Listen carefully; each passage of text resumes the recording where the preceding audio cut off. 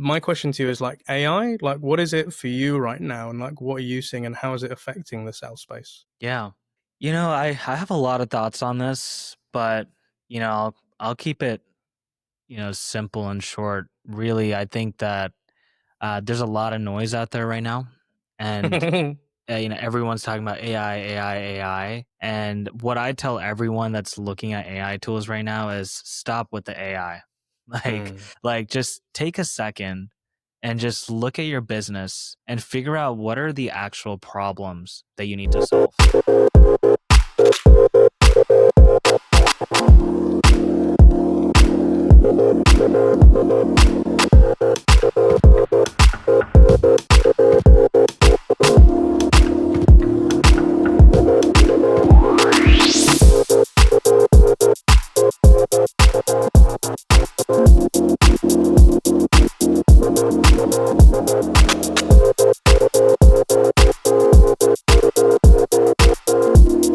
Hello, listeners, watchers, fans, and subscribers, and welcome to another episode of the SDR DiscoCall Show. If you're coming into this for the first time, thank you very much for joining, and I'd always be curious to know, how did you come across this show? So if you can let us know in the comments or let us know in the podcast platform, that would be super cool. But if this is your first time joining, what is this show all about? Well, we work in the world of tech sales and sales development. So typically at the beginning of a sales cycle, and when working with software, we have a position to help drum up business. And this could either be through inbound or it could be with outbound. And what we like to do is find really cool people in this space to find out what's their journey, what's their stories, and what can we learn from them to either inspire us to get into this sort of profession or to help us out if we're currently going through that. If you're watching this on YouTube, it would really be helpful with the algorithm if you can please give it a like, comment, and share with anybody that you think could benefit from this chapter today. And it's a doozy of a chapter. I'm really looking forward to it. But also, if you're listening to this in Apple or Spotify, give us a rating will also help get the show out there to more people around the globe. And that's what we want to do, help as many people out there to become what we call happy sellers. So with this episode today, it is a special episode, and I'd like to mention that this episode is supported by HyperboundAI. And the way this came about was we had somebody who actually used to work in the world of SDRing. They've now moved over to the dark side of marketing, and they hit me up on the LinkedIn DMs, and they said, really like what you're doing out here with the show. I'd love to introduce you to somebody, and that somebody is on the show today. So without further ado, guest, could you please tell us, who are you, where are you based in the world, and what do you do? Amazing. Thank you so much for having me, Neil. Super excited. This is a long time coming. And like you mentioned, Mia, our marketing lead, she's formerly an SDR, so not surprised. She's done an amazing job. Yes, a little bit about myself. My name is Sriharsha. I go by Sai, if that's easier. That's what most people call me. I'm based out of San Francisco, California here. I've been in the Bay Area my whole life, grew up in the Silicon Valley. I'm a conversational AI engineer by background, Neil. So most people probably don't know what a conversational AI engineer even is. To put it in a nutshell, really, all it is, I've been working on AI longer than you've probably even heard of AI. It's been over 10 years now. Wow. And, it's funny. Everyone talks about ChatGPT like it's this brand new thing that just came out of nowhere overnight. But my co-founder and I, we've been working on these models for a decade. And it's all culminated to the technology that we have today, and it's really exciting right now. Awesome. And I think, again, so much a big shout out to yourself for coming on board. And as you've mentioned, like AI, it's been around for a while and it's a very, very hot topic in the world of sales and obviously within tech sales as well. So having somebody who's really in the know, deep in this, I think this is going to be a super cool episode and I appreciate that. So Sai, also, so you are the CEO and co-founder at Hyperbound. At a super high level, what is Hyperbound and how does it help people? Absolutely. So Hyperbound in a nutshell, it's an AI sales role play and coaching platform. So, you can imagine, Neil, I'm sure in your career, you've done your fair share of role playing with your manager, or maybe you did it with your friends or peers or colleagues, right? And you'll probably remember also how awkward that must have been. And, probably like even difficult to get a time on the calendar with your manager to do one, right? So what we've developed at Hyperbound is we have an AI that you can actually role play with. The AI will pretend to be the customer or the prospect, and you can practice role playing with it. And you can do everything from cold calls, warm calls, discovery, negotiation training. So no, it's a great opportunity to practice your sales skills in a safe environment. I love that. Thank you so much, Shang. And to be completely transparent with the audience, like I see a lot of similar sort of solutions platforms coming out, and I was a little bit skeptical about this kind of solution, but I did kind of look into this, and we'll get into that a little bit later down in the episode as well today, because there's some cool stuff I would love to show our audience today here, Sai. But a question that I love to ask all of my guests, Sai, is outside of the world of, tech, sales, AI, and everything, what things do you like to get up to? What are your passions, hobbies, and interests are? Yeah, I especially since I started this startup, Neil, I haven't had a ton of time to focus on some of those things. It's been a crazy last 18 months to say the least. But, in my free time, I do like to sing a little bit. I've got a YouTube channel, I've got a TikTok, I've got a bit of an Instagram presence. Try to Yeah. post some stuff there from time to time. I do some covers. I sing, Indian covers, English covers, all kinds of things. Outside of that, I'm not a great basketball player, but Mm. big fan of LeBron and the Lakers. And yeah, spend my time watching basketball a ton. And I'm also an avid chess player as well. So if there's people Ah. out there that want to challenge me on chess.com, do send me a challenge link. I'm always up for a game. I love that. And there are so many elements to you there. And I think the music bit really stood out because before we got into this recording, we kind of discovered that you do these things in covers. And I was like, dude, I'm a rapper. I've got my TikTok, I've got my YouTube as well. So we're going to compare notes after the show. But thank you so much for sharing. For our audience, what we typically do at this point is we like to go to our guest's LinkedIn profile to kind of check out like what was this person's history, like where have they been, what they got up to. And as a reminder, all of our guests' LinkedIn profile will be in the show notes, in the podcast, but also in the YouTube description. So if you want to connect with Sai, if you want to pick his brain or check out like what Hyperbound are doing, highly recommend giving a follow. But I remember before jumping on to our call arranged by the lovely Mia, and again, shouts out to you, I was looking at your background. I was like, whoa, Guy has been around the block and he's been in some really cool places, especially, like you said, within the Bay Area. And you've been in some notable tech companies that are recognized. And I think we even said in our call a few weeks back that it's mad that we haven't bumped into each other and it's only now, but everything happens for a reason and, timing is great for now. But, Psych, I wanted to kind of get from you, like we had way back in the day, like a software engineering intern and going through all of these years, as you said, in the last 18 months has been hella busy. But what's the story from that intern to becoming like a co-founder at CEO at Hyperbound? Please tell us your story. Absolutely. Man, Neil, you're taking me way back, man. That internship that you mentioned, it was at a company called Edcast. Honestly, that was way back in high school. That was Mm, when I did my first internship. I've been coding for nearly 14, 15 years at this point. Self-learned how to do it when I was in high school. And, that's very normal if you grow up in the Silicon Valley, for those of you that don't know. mm, You're bound to learn coding at some point. Usually eighth grade, ninth grade is when it kind of starts. uh, But, during that process, I just wanted to get some real world experience. I took some time to get this internship at the startup. They were also like a Series A startup at the time, so mm, very early stage. And so I got to see kind of the beginnings of what it's like to work in, a tight environment like that. But to be honest, at that time, I still didn't really know if I was going to go into entrepreneurship. It was still mm, very early in my career. And it was only after I went to college that I really started to internalize, the possibility of wanting to become an entrepreneur. But mm, little did I know that, I was going to do it so quickly because I graduated from college in 2022 mm, and I worked for a year at another startup as a founding engineer and took them from 0 to 1 while I was there. And I think the first thing that I thought about was if I could do this as an engineer and take the startup to 0 to 1, why not just do this myself with my own startup? I like that. I And like that. next thing you know, I go apply to Y Combinator, and I reached out to one of my closest friends from high school, who I met through choir, by the way, interestingly Mm. enough. So we met through music, and he was down to do the startup with me, and the rest has been history. Y Combinator, we got in, and we've just been growing since. I love that. And there are so many things I'd love to like pick up on within that size. So as you said, like you were a kid growing up in Silicon Valley, coding is kind of like gonna happen, right? And you do it from quite a young age. So I think the things that kind of sprung to my mind was there. So with me, obviously I'm not a coder by any stretch, but the things that I fell in love with when I was younger, and I've said it on a previous episode, was we didn't have enough cash growing up in my family. But my father had a IBM 486 computer that one day he Oh brought yeah. home back from the office. And he said, "Well, that's yours." And I was like, "Well, this doesn't look like a Super Nintendo, man. Like this isn't that." But it literally had like this thick page document of MS DOS codes and prompts and etc. And it was a Windows, I think it was in a Windows NT, way before 95. And I used to sit for hours on a Saturday morning playing in MS DOS and just trying to hack the computer or figure out the languaging stuff. But years later, it wasn't until I got into college that when I like kind of got into IT that I started learning things such as Visual Basic.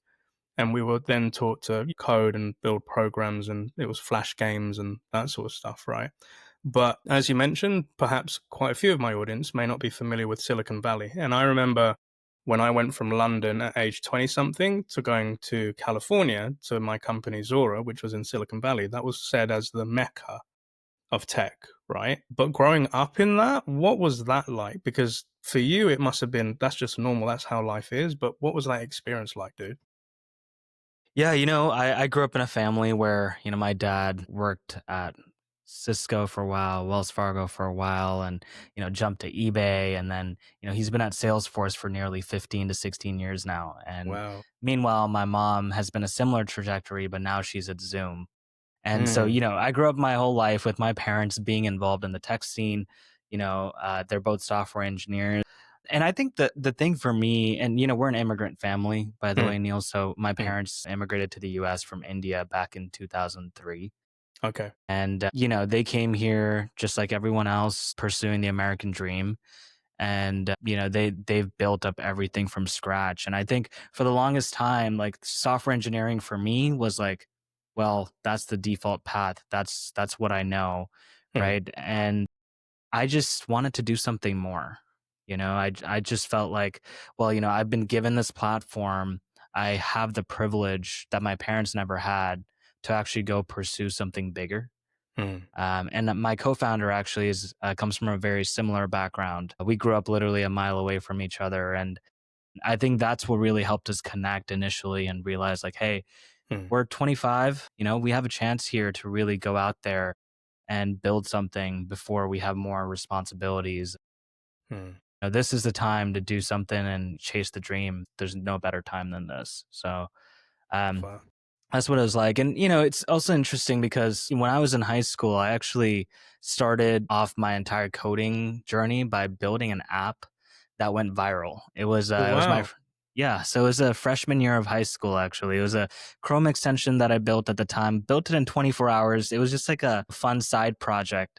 Mm. And I showed it to a couple of friends, and they showed it to a couple of their friends, and those people showed it to their friends, and it was just this like chain that just kept on going. And next thing you know, like every school district in the Bay Area was using what I had built, and Wow. purely off of word of mouth. In fact, I went from 0 to 25,000 users in a matter of 2 weeks on that platform. It's free too, so I wasn't monetizing it or anything like that.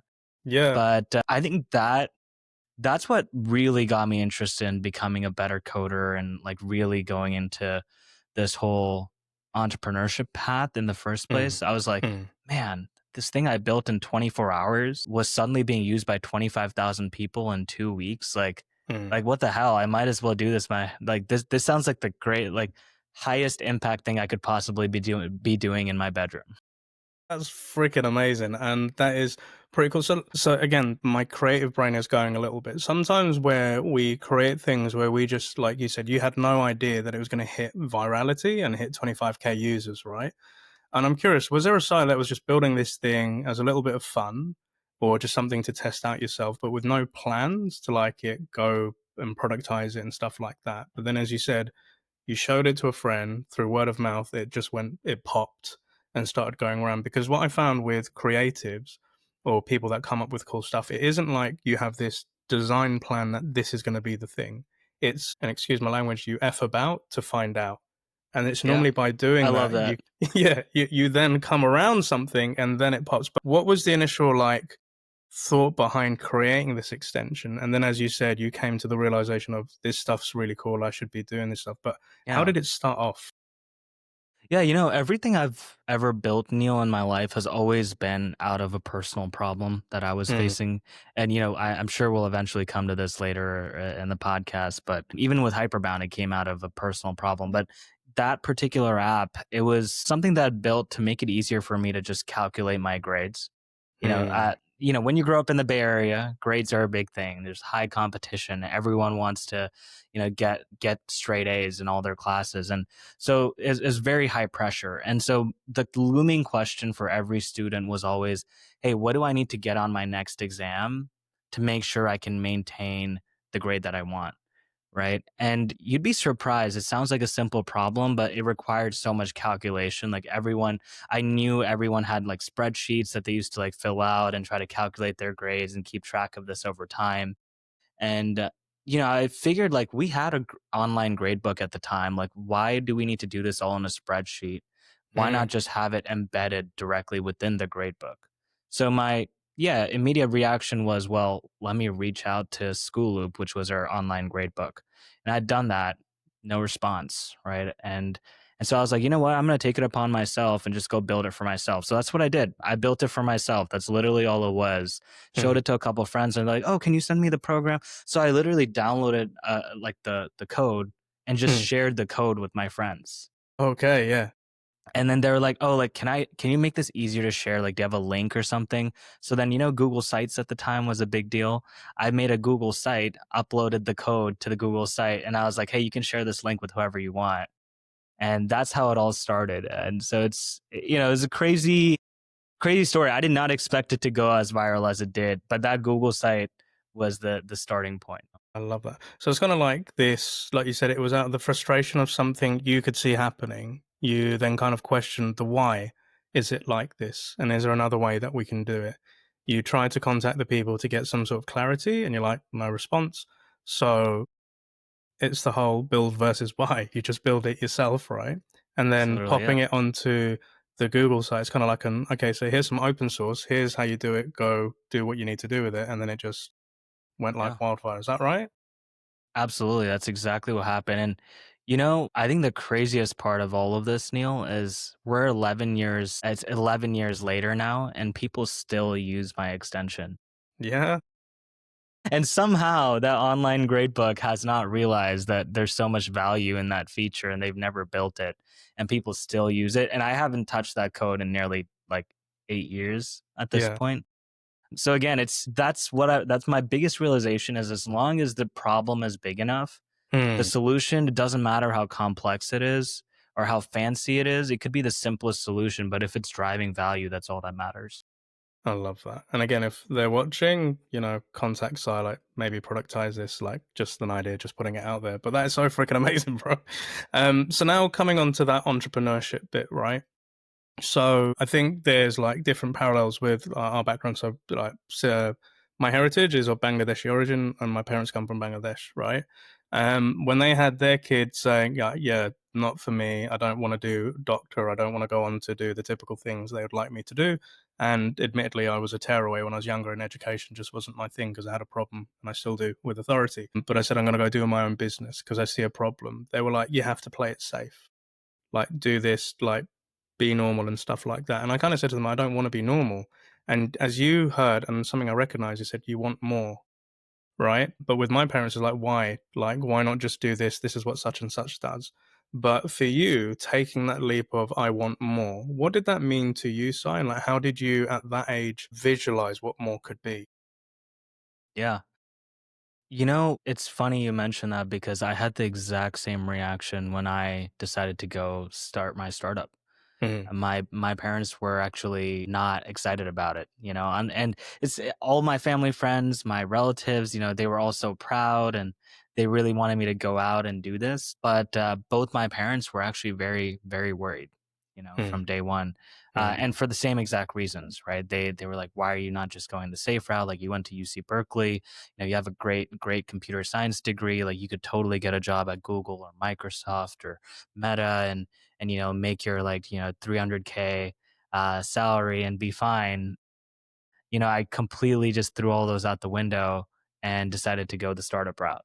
mm, And to your point about why I was compelled to do that?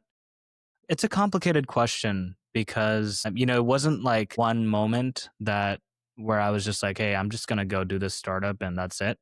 It was Yeah. like a build up, right? It was a build Yeah. up over like years of just like, gaining confidence in myself Mm, to be able to go out there and do something like this. mm, And that meant like not just, technical skills, right? That's one piece of the puzzle, but also just soft skills, right? Like having the confidence to go have these conversations, mm, right? Being able to come on these podcasts and just speak my mind, mm, right? Being a leader, like being able to hire people under me who are, maybe like 10, 20 years older than me even, right? mm. Our head Yeah. engineer is like 20 years older than me. And it's like there's this feeling of like, am I ready to do all of this stuff? And I think it took me a couple years to really gain that confidence, but once I did, it felt like very natural, right? And a big part of that is my parents, right? They Mm, struggled. They struggled every part, every stage of their journey. And I grew up hearing those stories, and I'm like, why do I have to take what they've given me and mm, just, go the easy route, right? Like what? Like I don't deserve that almost, you know? mhm, mhm. I I might as well struggle and build my own life as well.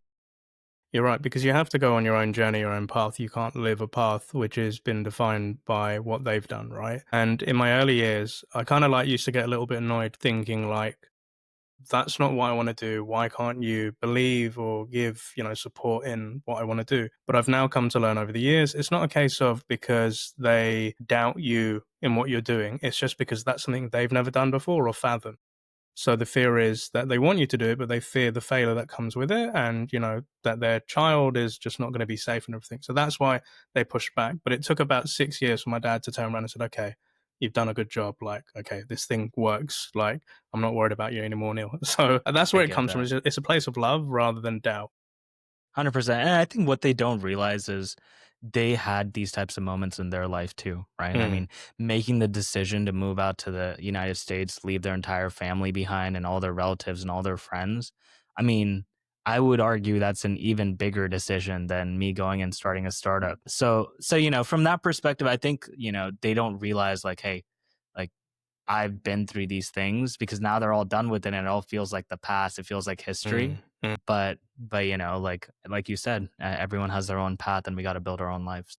100%. I love it. Thank you so much for being open, Si, as well. And we're going to get into the AI bit in a second, but there's something I'd love to ask because in my experience of being in tech and going into companies and helping them like fix their broken outbound engines, I've come across a lot of technical founders. And where these technical founders kind of where they needed my help was they're like, Neil, I'm not really commercially astute or, talking to salespeople and talking marketing. That's not me. It's code, understand the technical side of things. I can help with, building things like that. But it's having those conversations with, the other departments and people. And I'm curious to know, like, with your technical mindset and background, like, how have you found it working with different personalities, and how has that shaped you to who you are today?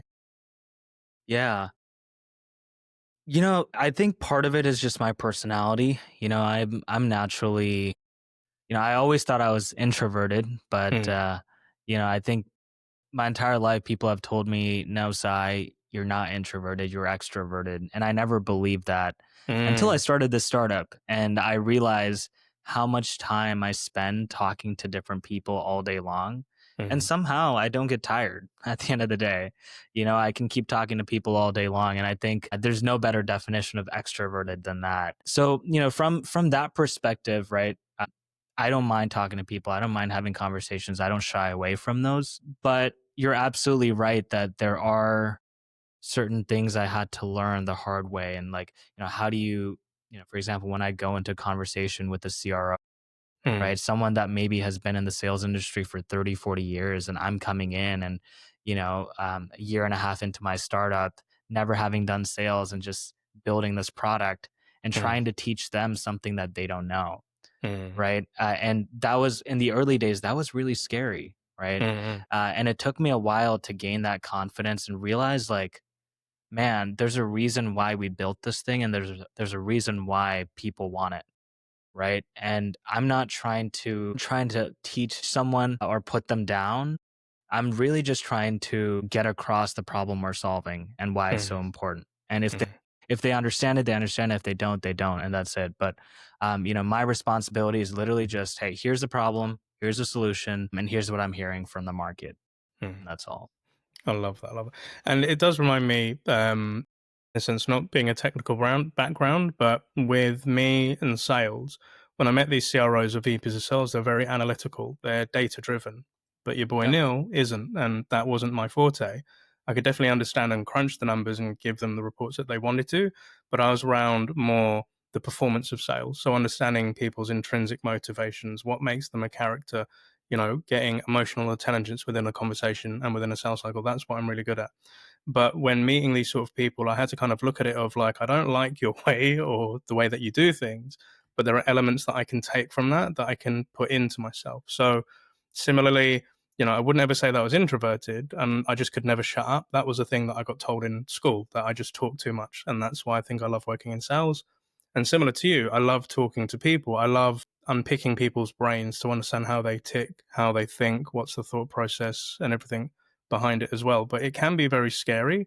But if there's, a seller out there today who's thinking, right, I'm coming into this industry, I'm going to have to talk to these people where I may not be on the level, what's a bit of advice that you would give to them? Yeah, I would say practice. Mm, As a person who's literally building a platform to help people practice exactly that, that's the best possible advice I could give you. And this is where I guess part of the story behind Hyperbound comes in, right? When my co-founder and I started, we actually didn't start with this idea, Neil.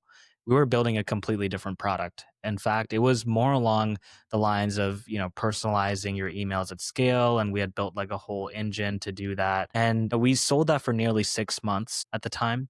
mm-hmm. And I think the biggest realization from all of that was, man, we did not know how to do discovery. We didn't know not know how to run a demo. And we sure as hell did not know how to negotiate with the CRO with 20, 30 years of experience. And mm, especially when you're selling to salespeople, they're tactical. They know the game, right? mm, They're not just gonna let you fly by, or sometimes they'll just say like, hey, skip the discovery, just get to the demo, demo. right? Yeah. And that's exactly what I would have done, right? So we actually built Hyperbound by accident, my co-founder and I, on the side. It was Mm, like the side project just to kind of practice these conversations and, practice what discovery is like, right? Run a couple negotiations, objection handling. And, we were at a conference in New York, I remember very vividly, November 2023.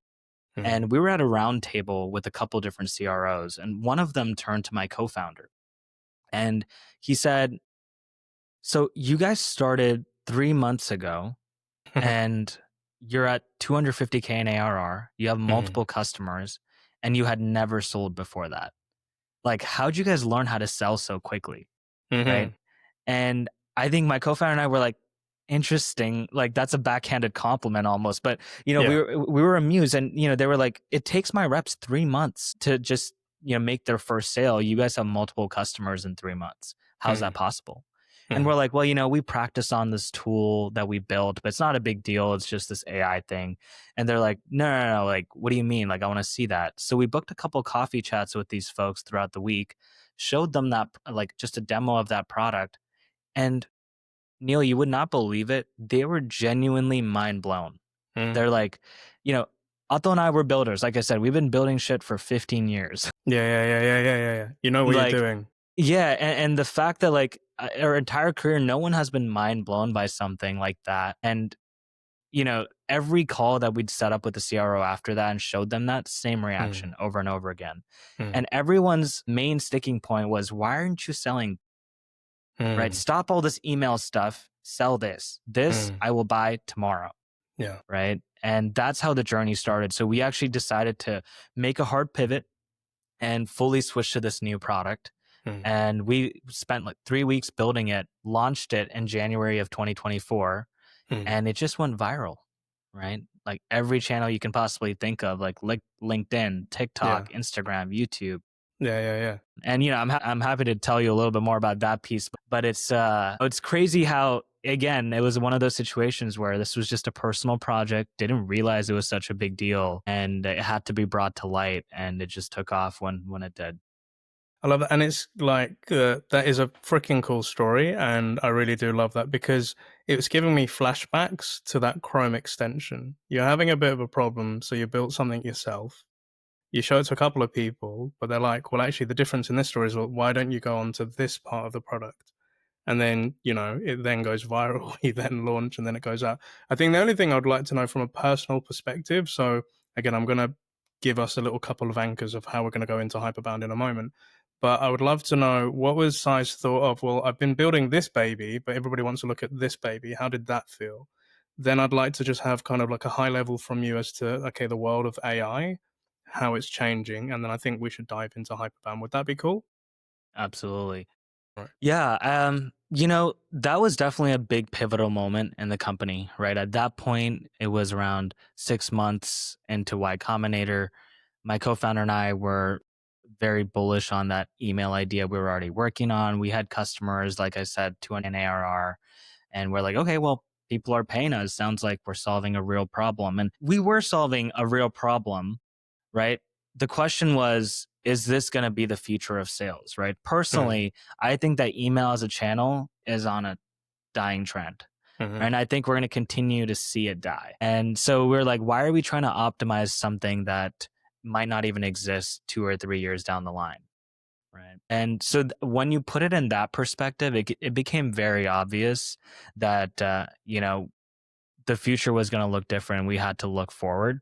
And honestly, like another way we looked at it, Neil, is these companies were trusting our AI to write emails because they Mm-hmm. didn't trust their own SDRs, their own reps to write them. Right. And so the number one question that Atto and I had for all of them was, so what do you do on the calls then? So Mm-hmm. you don't trust them to write emails. You can't replace your rep on the call with an AI. I know there's all these AI SDRs claiming to do that right now. That's a different Yeah. story. But Yeah. I was like, what are you doing on the calls? They're like, well, nothing. Like we just pray and hope they do fine. Mm-hmm. And we're like, well, maybe that's the problem. We gotta build call coaching, and it again aligned with what we were already building at the time. It is, I think, like you said, pivoting and kind of asking those questions. Well, if that's not happening, then what's happening here? And I think that element of curiosity is a big part of your success, because you really want to understand why something's happening, what the impact is, and then trying to understand, is there something that can help that? So by the sounds of it, when you guys launched and you've gone viral, you made the right choice and the right pivot. And as you alluded to there, there's a bunch of AI tools and everything out there. And again, AI isn't new. And I just want to tell a quick story where today I was in a coaching conversation with a rep, and he was asking me, Neil, how do you use ChatGPT in your own sales, in your own business? And I use it regularly, right, through Hmm. ChatGPT. And we were talking about account research, and we got somebody's 10K report. We put it through corporate objectives, strategic initiative, all this good stuff. And then we kind of figured out, how would we find the right people on LinkedIn? It found all those people. What could be the hooks for emails and for cold calls and all of that stuff? And when the guy looked at me, he said, this is pretty cool. I've never used AI like this, or, I've just used it for basic search. And he kind of then said to me, he said, isn't this cheating? And I said, that made me laugh and smile. But then I said to him, what industry do we work in? And he said, software. And I said, yes. And I said, what is the purpose of software? And he said, it's to make things quicker and easier. And I said, that's the whole point of software since day one. And I said, software is there to automate processes that were previously manually and speed things up. It's not to replace people, but to optimize things. And he said, well, when you put it like that, and I said, that's how I looked at ChatGPT and all these AI tools when they come around. And I said, think about it, bro. Even before you're using ChatGPT, you're probably using Grammarly to improve your emails that you're writing out. It's just improving what you're already putting into it. But sorry, I went off on a bit of a tangent, but my question to you is, like, AI, like, what is it for you right now? And like, what are you seeing and how is it affecting the sales space? Yeah. I have a lot of thoughts on this, but I'll keep it simple and short. Really, I think that there's a lot of noise out there right now, and everyone's talking about AI, AI, AI. And what I tell everyone that's looking at AI tools right now is stop with the AI. Like, Mm, just take a second and just look at your business and figure out what are the actual problems that you need to solve. If you're leading an SDR team, that might look like maybe your cold call conversions are down, right? Maybe you're not getting a great connect rate, right? Less than 4%. 4% is like the industry average, I believe. Don't quote me on that. But if you're anything lower than that, then you need to upgrade whatever data provider that you're using. Or maybe it's that you are getting enough conversations, but you're still not able to convert. Or maybe you don't even have a script that works, right? And you just need to kind of overhaul the entire script and come up with something new, right? Or maybe you just need to replace the entire team and gung ho, go full gung ho and just get brand new people. So there's like, you got to figure out like what is the actual problem, Mm, and then figure out what solution fits into that, right? Whether yeah. it's AI or not doesn't matter.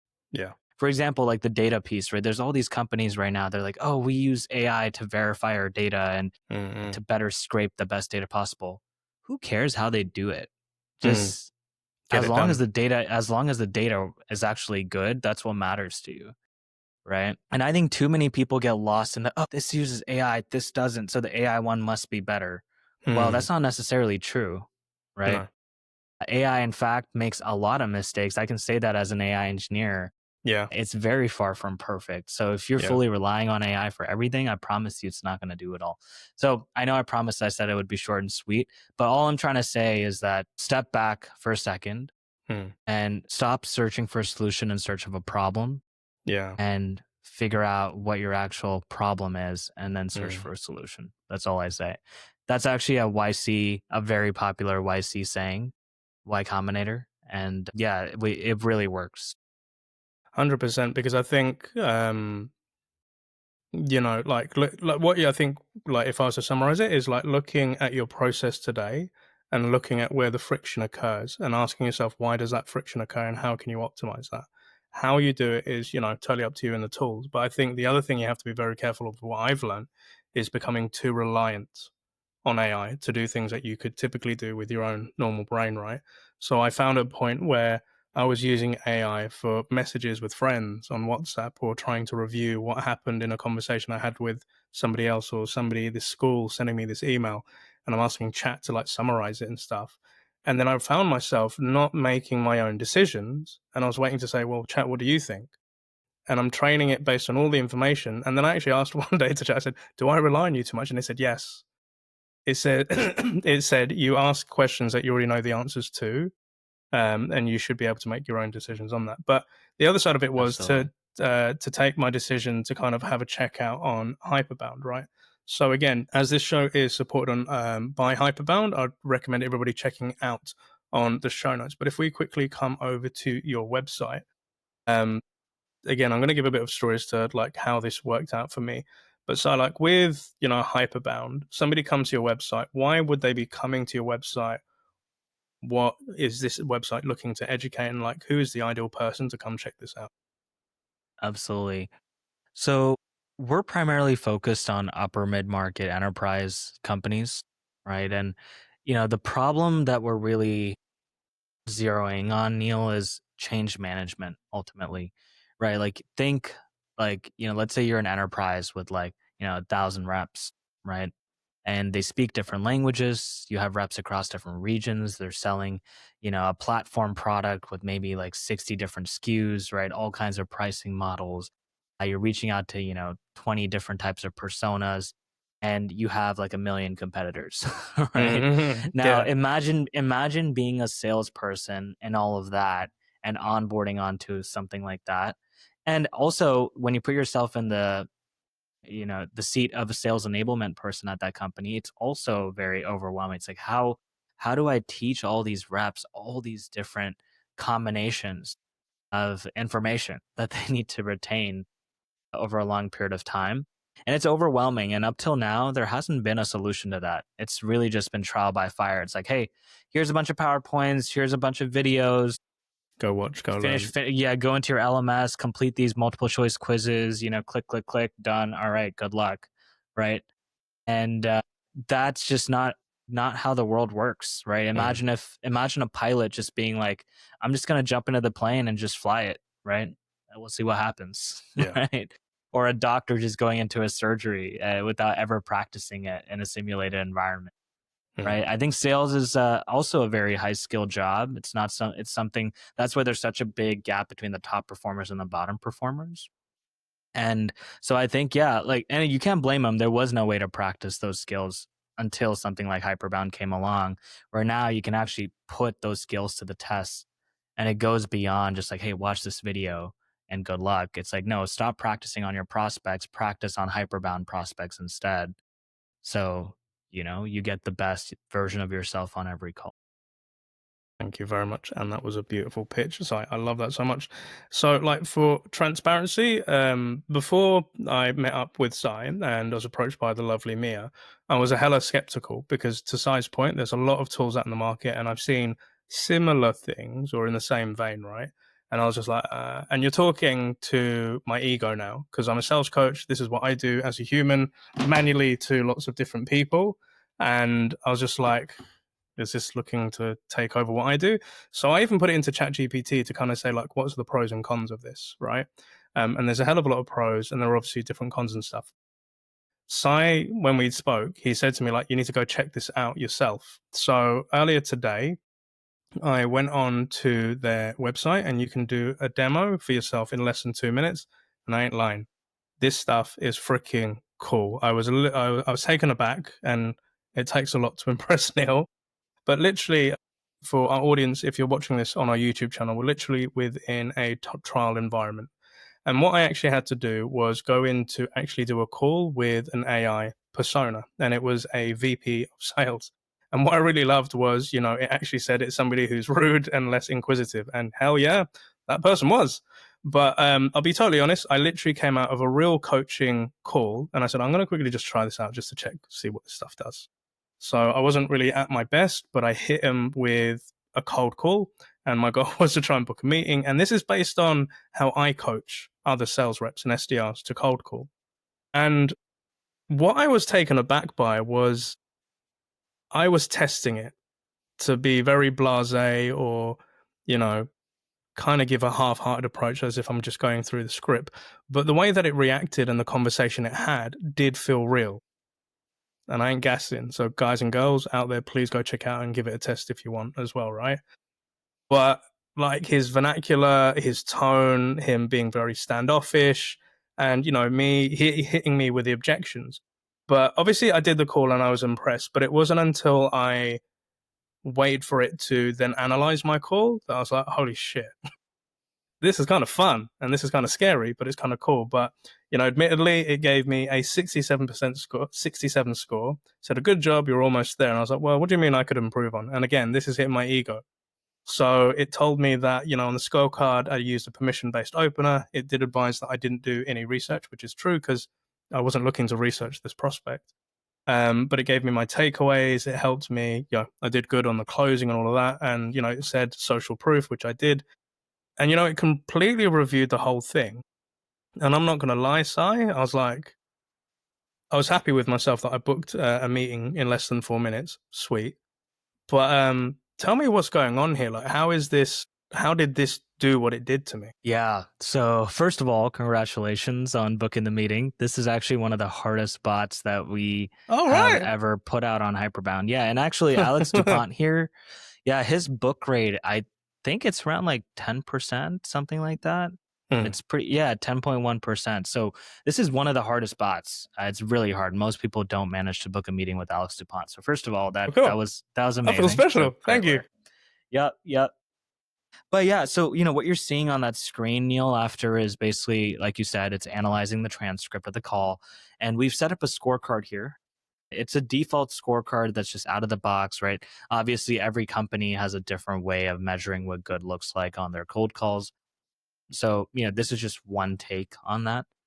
But what the AI does is it reads the transcript, looks at exactly where you could have done better, tells you why you were scored a certain way on each of those different criteria, and then it tells you what you could have done differently next time. And it's not just like surface level stuff. It's actually pulling out quotes from your transcript and telling you, hey, remember when you said this at this part of the call? Here's why that wasn't the greatest way to position that. Maybe you could have done it this way instead. And it gives you like quotes on how you could have done that. And the way I like to describe this to all our customers, Neil, is it's as if your manager was literally sitting next to you and within like 10 seconds just gave you all of this feedback. Right. And the beautiful part about it is you could be in your bedroom sleeping on your bed at 2 a.m. and do this. And, you know, you don't have to set a time on anyone's calendar.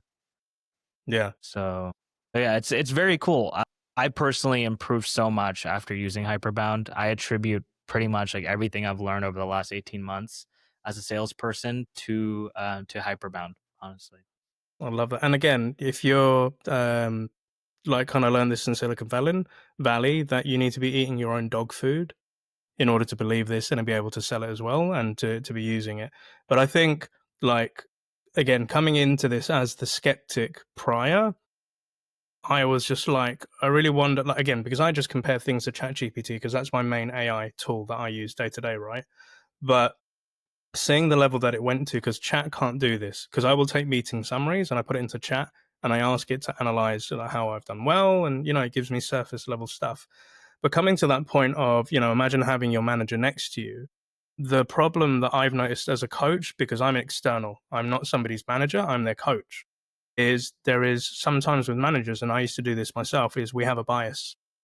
We have this bias with our rep as to where we think Yeah, they should improve, and sometimes that bias can get in the way of good coaching.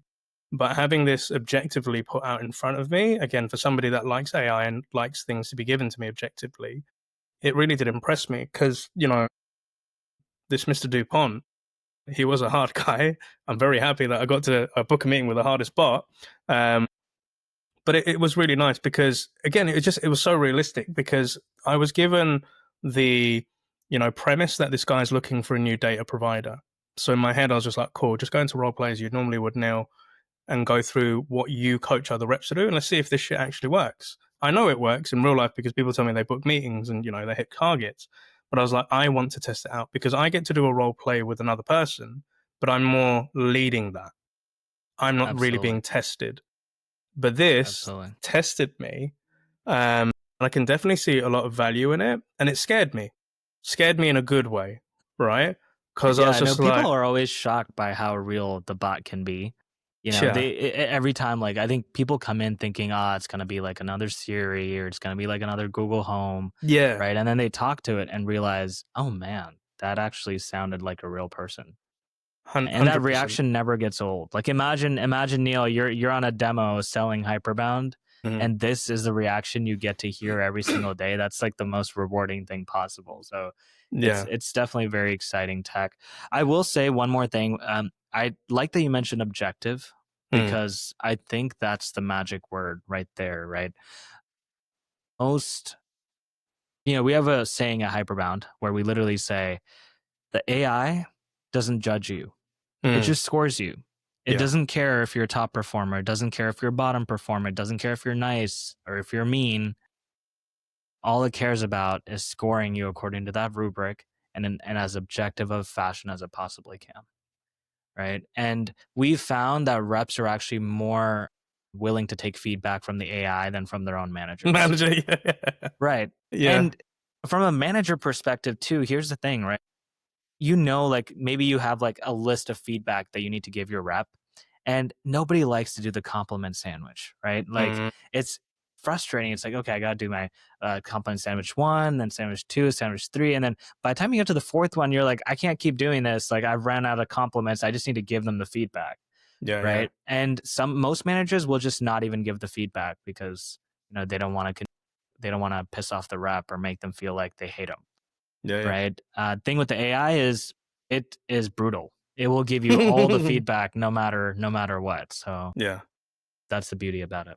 I love it, dude. Like, again, I've seen a lot of LinkedIn videos go by where I'm seeing other people or influencers like showing this similar type of setup. And I just sit there and I was like, nah, bro, I'm the real deal. Like, why would I let somebody do this? But coming in as somebody who is a coach, who's been a leader, who's been the rep that still has to do my own business and I still have to cold call and stuff like this, I can see so many scenarios that this could be used. I think so again, to our guests and listeners out there, this episode is supported by Hyperbound, but for good reason. I'd highly recommend going out into hyperbound.ai, verified by Neil, and just go give it a go, have a go in the demo. In less than 2 minutes, you can just create your free account. You can have a go. You can see your own scoring. I'd say give it a go and let Sai know what you think of it and with feedback. Um, and I thought I haven't tested it yet, but I am going to be testing it later this week, is You can do this on a video call as well, right? You don't just have to do the call scenario. So Is that cool? yeah, so the video call, it's almost like a Zoom-like experience. Hmm. The only thing is the avatar itself doesn't have a video today. There's a lot of reasons for that. Personally, we don't think the AI video is really quite there yet. Doesn't feel as real. So we just opted for recording the client side video. So we record your video, but that's pretty much it.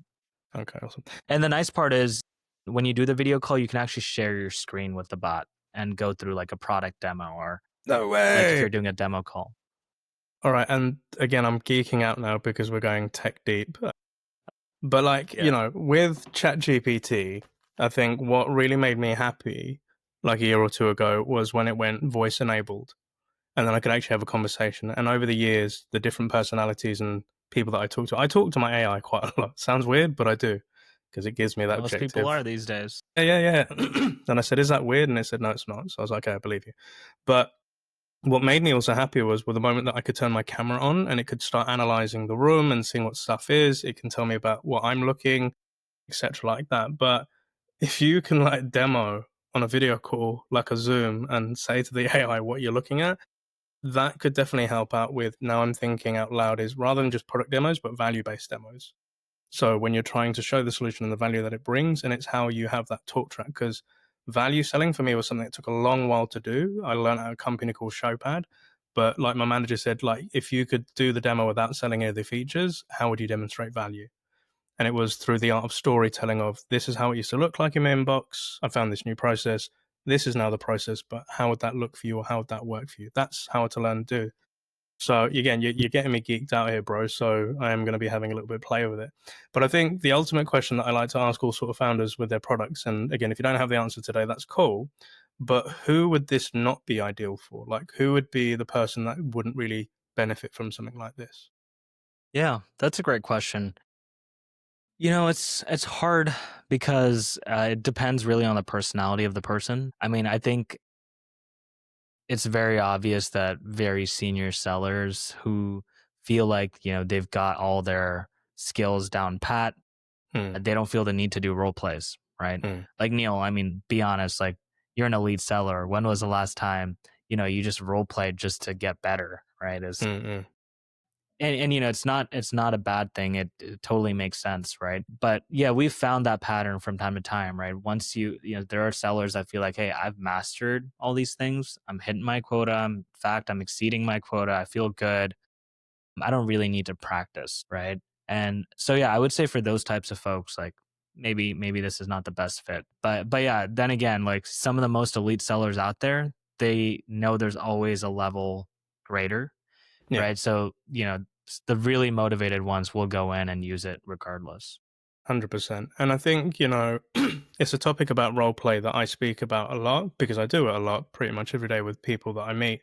And anytime I'm with a group and said, okay, we're going to do some role play, you typically get eyes rolling and people groaning with it. And I said, here's the thing. My role plays aren't going to be boring. I promise you that. But I said, let me tell you like a quick story. There was a video I watched on YouTube where there was this martial arts sifu, and he was running like a class, and they were about to do some training. And one of the reps turned around to the sifu and said, why the hell do we do this? Because if we go into a real fight, we're not going to use 15 block moves to stop that fight, especially if they pull a knife. And the sifu said, you're 100% correct. He said, here's the thing though, you'll be practicing those 15 techniques, but when you get into a real fight, it's chaos. You have no idea which way that fight is going to go. Mhm. But you're going to pick one of those block moves within that fight that could potentially save your life. That is the reason that we role play and practice. So it's not to learn all 15 moves to use them in a fight, but it's just to pick out the one. So I think with role playing like this, even for the elite top sellers, it's to analyze how you're doing things because those that are on the top level of selling, they always know there's room for improvement. They're hungry for growth. They're hungry for improvement. But if they can analyze what's something you could do a little bit better, like every call I have, bro, I'm always reviewing it. I'm watching back the recording. I'm looking at myself, even with podcasts. The best way that I've improved this podcast is practice and just constantly practicing. But yeah, I'm geeking out. You've sold me. So again, for our listeners and watchers out there, all show notes for Hyperbound will be available on the description. Sai's details will also be there as well if you want to connect and give him feedback. Tell him what you think. Play with it. Like, let him know, because I think the more feedback they have, it helps improve a product as well. So we're coming towards the end of this chapter, and it's been an absolute privilege to have you on board, Sam. Would love to have you back in the future. But if we could go to that young Sai way back in the day who was doing that internship in engineering, and you could give that Sai 3 bits of advice, what would those 3 bits be? Yeah, it's a difficult question, man, because, it really makes me think about the person I was 12, 13 years ago versus now. I think the first thing is just, I would have told myself to believe in myself more back then. Or I think I doubted myself a lot in the early days, both from technical skills and soft skills. I was always a little bit insecure. I wasn't sure if I was ever going to reach the level of some of my peers who I looked up to. And so that was one piece. And the other thing is, I think I put too much pressure on myself growing up in many ways. I'm sure a lot of immigrants feel that way, right? It feels like you're constantly in a pressure cooker. Yep. But I think there were definitely moments in my life where I could have just taken a step back and realized, it's okay. I will learn these things over time, and it doesn't have to be something that I just do overnight. So that's one thing. And lastly, I would say, I wish I had known that I could sell back then. It's I always thought I was just going to be a coder for the rest of my life. Now 18 months into this job, I think about it. I'm like, if I shut down this company tomorrow and just went back into the workforce, what would my job be? Would I even be coding? Question mark, right? And it's crazy to even think that in my head, because my entire life I've been conditioned to think, you're a software engineer, you're going to become a software engineer. That's it. That's your life. And now to realize, man, no, I have so many other skills now. I can do marketing. I can do sales, right? I could just become a podcaster like Neil, or a rapper, or whatever it might be, right? There's so many things that I'm just like, damn, I just wish I had known that there were other paths for me to also explore growing up. Yeah, I hear that. And it reminds me very quickly of you're right. You have to be true to what you love doing and where you feel that you should be going, right? And following that intuition. And it reminds me of the story of when I was at Zora. So Tien Zo, our CEO, employee number 11 at Salesforce, one of the original Salesforce angels. And he came to London shortly after our Series D came through. And he was talking to the workforce and the sales team to kind of give us a bit of a pep talk and motivation. We're scaling up now with a sprint to 100 million. That's where we're going. And I asked him the question. I said, so the story goes, Mark Benioff gave him 50 mil and said, go build Zora. One day I'll buy you back. And Tien said, okay, I'll take your 50 mil, but that never happened. And they went public, and the rest is history. But at that point in time, I said to Tien, I said, what do you think you would have done if you didn't build Zora and, kind of gave that 50 million back and did it? What would you be doing now? And he said, I don't even think like that. He said, this is what I need to be doing. This is all I think about. And I kind of felt scared asking that question, but he said, no, it's a good question. But being honest with you, I don't think of any other parallel universe. This is what needs to happen. This is my vision. This is where we're going. Credits to Tien, he did it and he still does it. So yeah, you have to follow your dreams and you have to follow on your path that you're going to. But this has been an awesome conversation and a great path and chapter to take on the show today, Sai. And for our listeners and watchers, thank you for joining in with us today. Again, if you're watching this on our YouTube channel, please make sure that you give a like, comment, and subscribe down below. Let us know what your thoughts about this, about Hyperbound, the world of AI, what's going on in the world of tech sales. And if you're listening to this in your local podcast platform on Spotify or Apple, please give us a rating and share this with your sales bestie or your leader or somebody who thinks they need a bit of AI coaching. Send it their way. But Sai, an absolute privilege and pleasure to have you on the SDR DiscoCall Show. Hopefully our paths will cross again. But thank you very much. And most importantly, sir, happy selling. Thank you so much, Neil. Appreciate it.